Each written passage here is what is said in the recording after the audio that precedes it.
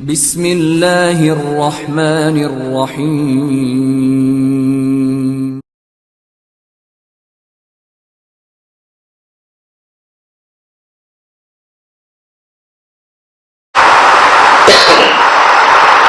السلام علیکم ورحمۃ اللہ وبرکاتہ۔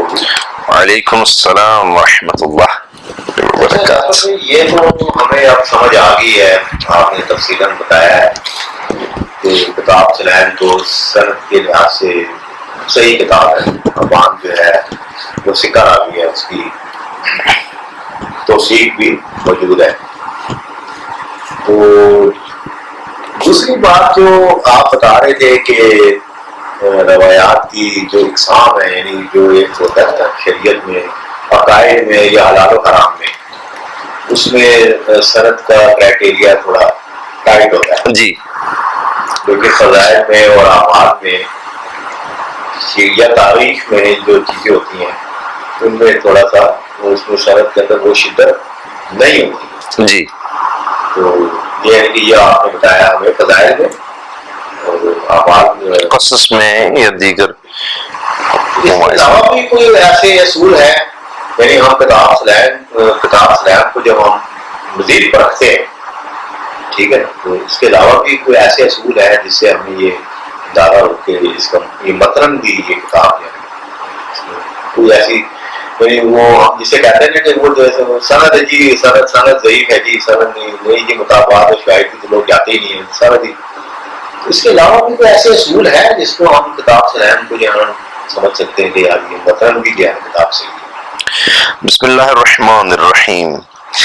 دیکھیں عابد بھائی، مسئلہ یہ ہے کہ لوگ آج کل جو ایک سلسلہ جاری ہے سوشل میڈیا کے ذریعے اور گوگلز میں اسٹیکرز کے ذریعے، چند سکینز کے ذریعے ہی لوگ دین کو سمجھنے کی کوشش کر رہے ہیں، تو اس لیے وہ اصول و مبادی سے بالکل جدا ہو گئے ہیں، کتابوں سے جدا ہو گئے ہیں، ان چیزوں کو سمجھنے کی کوشش نہیں کرتے، یعنی ان کے علم میں بھی نہیں آتی ہیں، اور علم میں آ جائیں تو سرسری طور پہ گزر جاتی ہیں اور وہ سمجھنے کی کوشش نہیں کرتے۔ تو ہم نے جیسے کہ ایک بحث دیکھی تشیع میں، تسنن میں متفق علیہ ہے، وہ بحث یہ ہے کہ کچھ عنوانات ایسے ہیں کہ جس میں سند کے معاملے میں آپ اس طرح تشدد سے کام نہیں لیتے، اس طرح اس کی چھان پٹک نہیں کرتے جو کہ احکام میں اور عقائد کے عنوان میں آپ کرتے ہیں۔ اسی طرح دیکھیں ہمارے ہاں جب کہا جاتا ہے کہ بھئی یہ حدیث ایک ہمارے ہاں روایت آ گئی ہے تو ساری بحث سند سے شروع کی جاتی ہے اور سند پہ ہی ختم کر دی جاتی ہے، حالانکہ یہ اصول بھی قطعاً غلط ہے، ایسا نہیں ہے۔ یعنی سند کے صحیح ہونا یا ضعیف ہونا ایک قرینہ ہے اس روایت کے صحیح یا ضعیف ہونے کے لیے، لیکن منحصر نہیں ہے اس روایت کا ضعف یا اس کی صحت اس کی سند پر۔ میں آپ کو مثال دیتا ہوں، یہ میرے سامنے ایک کتاب ہے تسہیل مقدمہ ابن صلاح سوالاً جواباً ابو محمد حافظ عبدالستار الحماد، یعنی اہل حدیث کے یہ عالم دین ہیں، محدث ہیں، اور انہوں نے باقاعدہ اس عنوان پر ایک کتاب لکھی ہے، مقدمہ ابن صلاح کے عنوان پر یہ کتاب انہوں نے لکھی۔ اب اس میں عبدالستار حماد صاحب فرماتے ہیں صفحہ نمبر 15 کے اوپر، وہ فرماتے ہیں کہ ھذا حدیث صحیح کا مطلب یہ ہے کہ اس حدیث میں صحت کی تمام شرائط پائی جاتی ہیں، اس کا یہ مطلب قطعاً نہیں ہے کہ حقیقت میں یہ روایت صحیح ہے، یعنی حکم لگا ہے ھذا حدیث صحیح، لیکن وہ کہہ رہے اس کا مطلب یہ نہیں ہے کہ حقیقت میں یہ روایت بھی صحیح ہو گئی ہے، کیونکہ ثقہ راوی خواہ کتنے ہی پختہ کیوں نہ ہو، بحیثیت انسان غلطی کا امکان باقی رہتا ہے۔ یعنی حدیث صحیح ہے، ظاہراً آپ کو لگ رہی ہے، لیکن ممکن ہے اس سے راوی سے کوئی غلطی ہو گئی ہے۔ اس کا مطلب کیا ہوا؟ راوی سے غلطی کا آپ کو پتہ کہاں سے چلتا ہے؟ سند سے یا متن سے؟ متن سے۔ سند تو صحیح ہو گئی، اب متن سے آپ کو پتہ چلے گا۔ آگے کیا فرماتے ہیں؟ اور محدثین کے قول ھذا حدیث غیر الصحیح کا مطلب یہ ہے کہ اس روایت میں صحت کی شرائط نہیں پائی جاتی، اس سے یہ مقصود ہرگز نہیں ہے کہ در حقیقت وہ روایت صحیح نہیں۔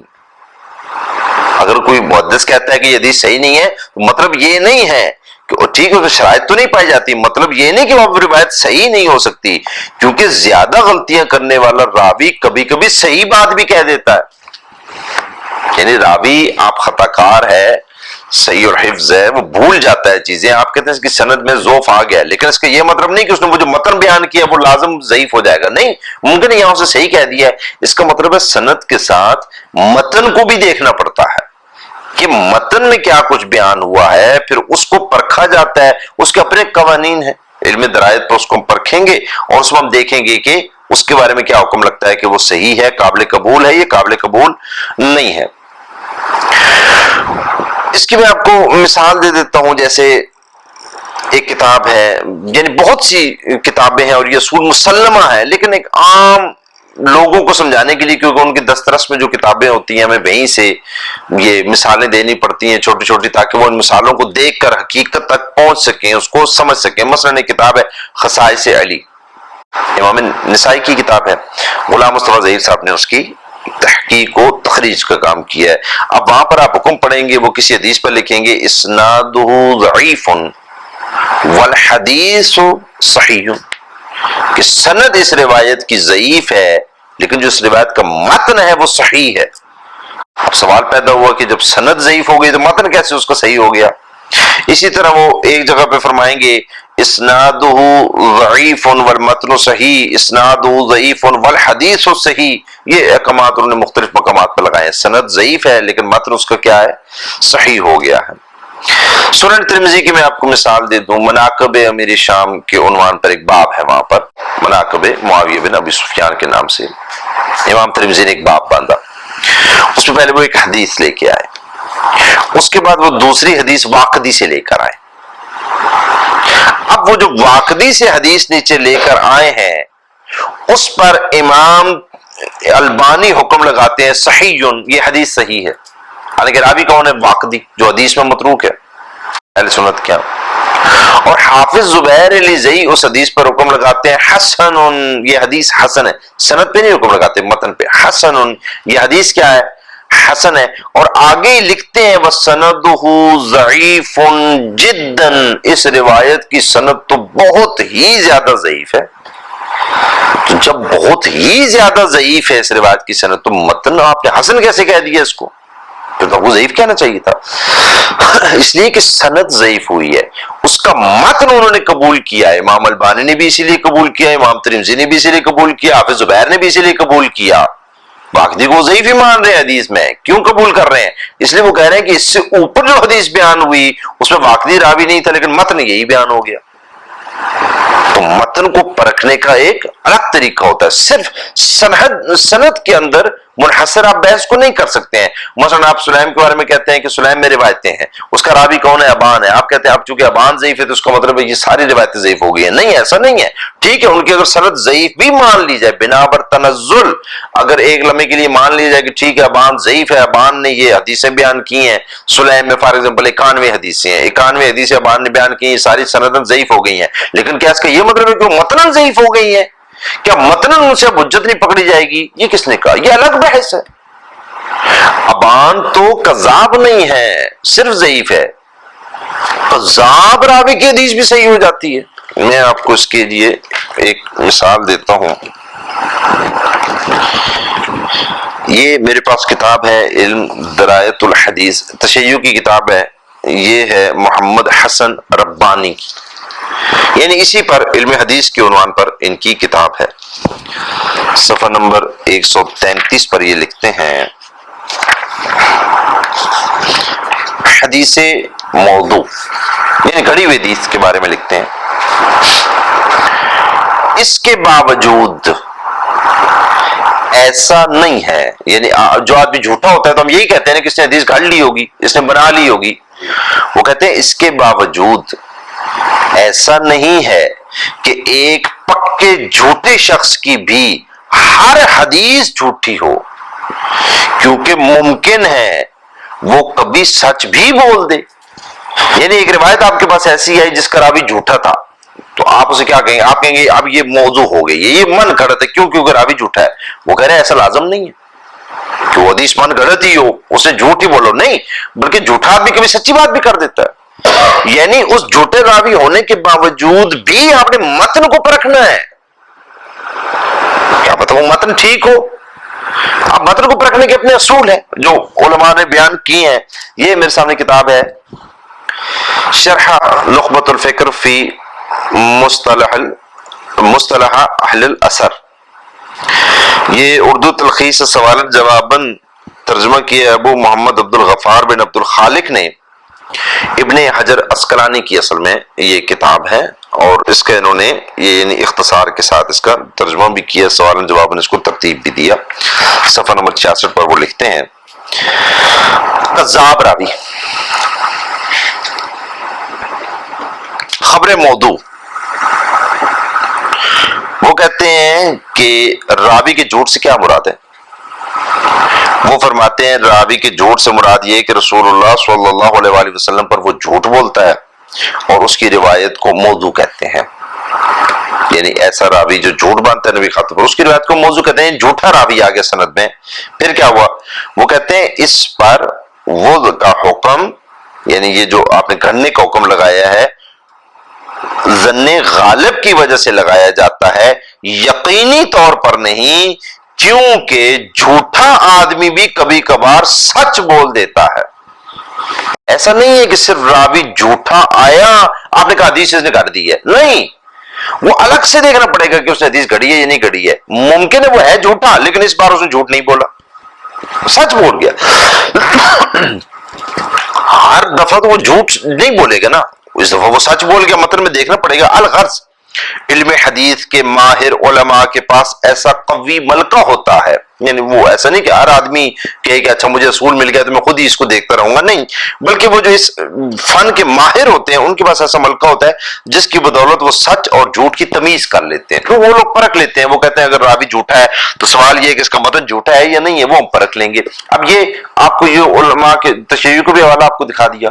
یہ اہل حدیث جو معتبر ترین علماء ہیں، اور یہ ابن حجر عسقلانی جو ہیں خصوصاً، یہ تو سب کے نزدیک معتبر ہیں، ان کے بھی حوالے آپ کو دکھا دیے. یہ ہے علوم الحدیث، اردو ترجمہ قواعد فی علوم الحدیث، مولانا ظفر احمد تھانوی عثمانی. یہ دیوبند مکتبہ فکر میں بہت ہی اصول حدیث پر معتبر کتاب مانی جاتی ہے. اصول حدیث پر جو یہ کتاب ہے بہت معتبر مانی جاتی ہے یہ کتاب تھانوی صاحب کی. وہ لکھتے ہیں دوسری فصل صفحہ نمبر 74 پر، وہ کہتے ہیں کہ حدیث کی صحت اور تحسین کے متعلق اہم اصول و ضوابط تدریب الراوی میں مرقوم ہے. یعنی امام سیوطی نے جو لکھی ہے کہ جب ھذا حدیث صحیح، یعنی یہ حدیث صحیح ہے کہا جاتا ہے تو مطلب یہ ہوتا ہے کہ اوصاف و شرائط مطلوبہ کے ساتھ اس حدیث کی سند متصل ہے اور ظاہر اسناد کی درستگی کی وجہ سے ہم اس کو قبول کر رہے ہیں. یعنی ابھی سندن بحث چل رہی ہے. یہ مطلب نہیں ہوتا کہ نفس الامر حقیقت واقعہ میں یہ بات یقینی درجے کو پہنچ چکی ہے، اس لیے کہ ثقہ راوی بھی غلطی اور نسیان میں مبتلا ہو سکتا ہے. سند کے صحیح ہونے کا یہ مطلب نہیں کہ متن اس کا صحیح ہو گیا ہے، غلطی کر سکتا ہے. ہاں، جن لوگوں نے خبر واحد کی کہ قطعیت کا فائدہ دینے کا مذہب اختیار کیا ان کو اس قاعدے سے اختلاف ہے. اسی طرح جب حدیث ضعیف غیر صحیح، یہ حدیث ضعیف اور غیر صحیح ہے کہا جاتا ہے تو مطلب ہوتا ہے کہ اس کی سند مطلوبہ شرائط پر نہیں. یہ مطلب نہیں ہوتا کہ حقیقت واقعہ میں اس روایت کو جھوٹا قرار دیا جائے. یعنی اس میں شرائط تو نہیں ہے صحیح روایت کی، لیکن یہ نہیں کہ اب یہ روایت جھوٹی ہو گئی ہے، کیونکہ جھوٹا شخص سچ اور کثیر الخطا شخص درست بات کر سکتا ہے. ممکن ہے راوی جھوٹا ہو لیکن ممکن ہے اس نے متن جو بیان کیا وہ صحیح بیان کر دیا ہو. ممکن ہے وہ بہت زیادہ غلطیاں کرنے والا راوی ہو لیکن اس دفعہ جو اس نے متن بیان کیا اس نے غلطی نہ کی ہو. یہ تمام رہتا ہے. یعنی سند ہی منحصر نہیں ہے روایت کو قبول کرنے کا انحصار کہ بس آپ نے سند کو دیکھنا ہے، بلکہ اس کو متن ہے، متن کو آپ نے پرکھنا ہے. مولانا مرحوم فرماتے ہیں اس قاعدے کے مطابق اگر حدیث ضعیف کی صحت پر قرینہ قائم ہو جائے تو قابل احتجاج ہوگی. حدیث ضعیف ہوگی سندن، لیکن قرائن سے جب اس کے متن کو پرکھا جائے گا، اس پہ قرائن قائم ہو جائیں تو اس حدیث سے احتجاج کیا جائے گا. ایسے ہی حدیث صحیح کے برخلاف کوئی قرینہ قائم ہو جائے تو اس کو ترک کیا جائے گا، کہ اگر حدیث کی سند ظاہراً صحیح بھی ہو لیکن قرائن سے پتہ چلے کہ اس کا متن ٹھیک نہیں ہے تو اس کو ہم رد کر دیں گے۔ لہذا منحصر نہیں ہے سندی بحث میں کسی روایت کا قبول کرنا یا کسی روایت کو ترک کرنا۔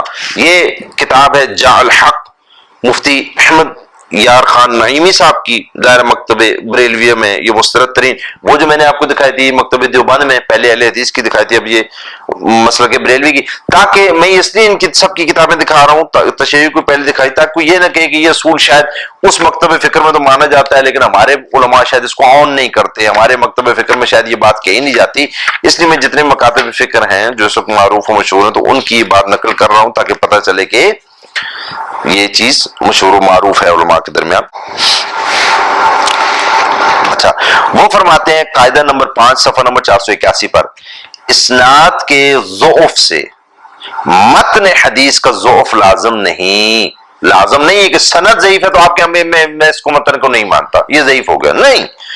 ہو سکتا ہے ایک حدیث ایک اسناد میں ضعیف ہو، دوسری اسناد میں حسن ہو، تیسری میں صحیح۔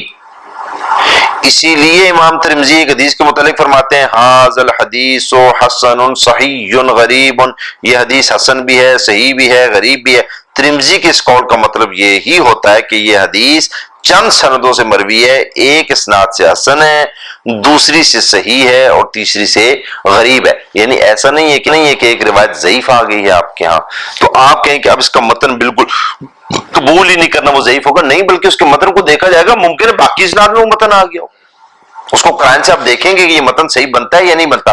تو عابد بھائی ایک تو اصول یہ ہو گیا، ہمیں یہ بات سمجھ آ گئی کہ یہ جو بحث کو کہ ہر جگہ پر اسنادی بحث میں شدت اختیار نہیں کی جاتی، عقائد اور احکام میں الگ اصول ہیں، تاریخ مواعظ میں الگ اصول ہیں۔ دوسری چیز ہمیں یہ سمجھ آ گئی کہ اگر سند ضعیف ہو جائے تو اس کا مطلب یہ نہیں ہوتا کہ اس کے متن اب قابل احتجاج نہیں رہتا، بلکہ اس کا متن قابل احتجاج رہتا ہے اگر اس علماء نے، اس فن کے ماہرین نے اس کے متن کو قبول کیا ہو، قرائن ہو تو اس متن کو قبول کیا جا سکتا ہے ایون اس کی سند ضعیف ہو۔ اس اصول کے تحت اگر کتاب سلیم کی سند ضعیف بھی مان لی جائے بنا بر تنزل ایک لمحے کے لیے، تو اس کا مطلب یہ نہیں کہ کتاب سلیم کی جو حدیثیں وہ ساری ضعیف ہو جائیں گی، بلکہ ان حدیثوں کو، ان متن کو، ان حدیثوں میں جو بیان ہوا ہے مندرجات کو، ان کے اصولوں پر جو علماء نے بیان کیے ہیں پرکھا جائے گا کہ اگر وہ متن صحیح ہے تو اس کو قبول کیا جائے گا، اس سے استدلال کیا جائے گا۔